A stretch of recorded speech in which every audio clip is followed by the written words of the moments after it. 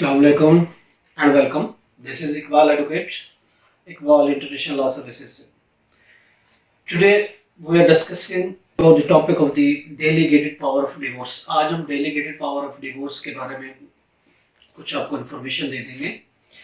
Delegated of power of divorce जो कि section 8 में है और इसका procedure section 7 Muslim family law ordinance में दिया गया है कि किस तरीके से ये पावर्स हस्बैंड अपनी वाइफ को दे सकता है at the time of marriage या उसके बाद या subsequently. Delegated of powers of divorce चार किस्म की हो सकती हैं. या तो ये एब्सोल्युटली हो सकती है, या ये कंडीशनली हो सकती है, परमानेंट भी हो सकती है, या टेम्परेरी पर्टिकुलर पीरियड के लिए भी हो सकती है. ये डिपेंड करता है.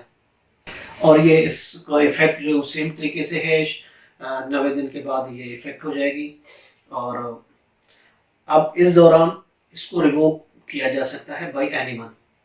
कोई भी इसको रिवोक कर सकते हैं. उस 90 दिन के अंदर रिकंसिलिएशन हो सकती है. अगर रिवोक करना चाहे तो रिवोक भी कर सकते हैं. ये है एक मुस्लिम हस्बैंड की. मुस्लिम हस्बैंड अपनी मुस्लिम वाइफ को ये पावर दे सकता है. इसी तरीके से मुस्लिम हस्बैंड की अगर किसी क्रिश्चियन वाइफ से शादी हुई है तो वो क्रिश्चियन वाइफ को भी ये पावर दे सकता है. वो भी इसी तरीके से अपने आप को डिवोर्स कर सकती है. सेक्शन 7 ये प्रोवाइड करता है कि तलाक तमीज का उसको प्रोसीजर है. अब ये पावर्स जो टेम्परेरी पावर्स है उसको रिवोक नहीं किया जा सकता. वो इररिवोकेबल होती है. अगर पावर दे दी जाती है हस्बैंड की तरफ से, वो टेम्परेरी है तो हस्बैंड उसको रिवोक भी नहीं कर सकता. इररिवोकेबल होती है. हाँ, अगर वो परमानेंटली है तो बाद में हस्बैंड उसको रिवोक भी कर सकता है. ये कंडीशन सेक्शन 18 में कॉलम 18 में निकाह नामे के कॉलम 18 में क्लियर है कि क्या हस्बैंड ने वाइफ को डेलीगेटेड पावर दी है या नहीं. Content in column 18 is not a wide under the provision of section 23 of the Contract Act.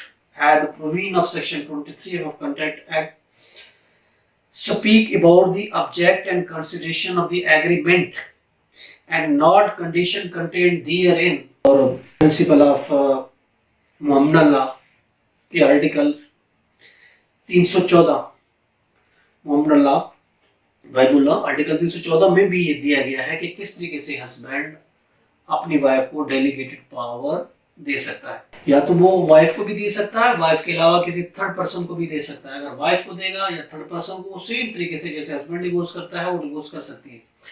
और इसमें हक महर dower amount if is not paid तो वो भी उसको पे करनी पड़ेगी हस्बैंड को. इसकी काइंड जो है वो 3 तरह की है. इख्तियार है. इख्तियार नंबर 1 इख्तियार mean authority to divorce yourself. 2 है अम्र बायद, leaving the matters in her hand, in her own hand. 3rd है मशीयत यानी giving her option to do what she like. तो 3 तरह से ये अपनी वाइफ को या थर्ड पर्सन को दे सकता है कि अपने आप को वो डिवोर्स कर सके. और करने के बाद वो नोटिस यूनियन काउंसिल को देगी. और यूनियन काउंसिल को कोई अख्तियार नहीं है कि उसको इलीगल डिक्लेयर करे या कहे कि ये एज पर लॉ नहीं है, एज पर इस्लामिक लॉ नहीं है. उसको भी अख्तियार नहीं है.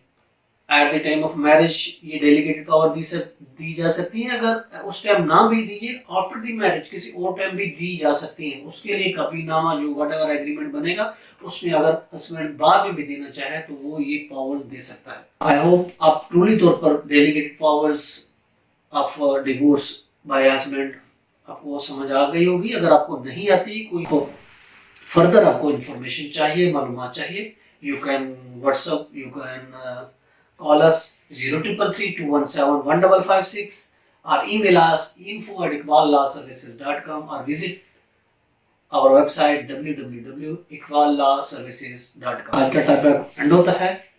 नेक्स्ट टॉपिक में फिर मिलेंगे. उस वक्त के लिए अल्लाह हाफिज. बाय.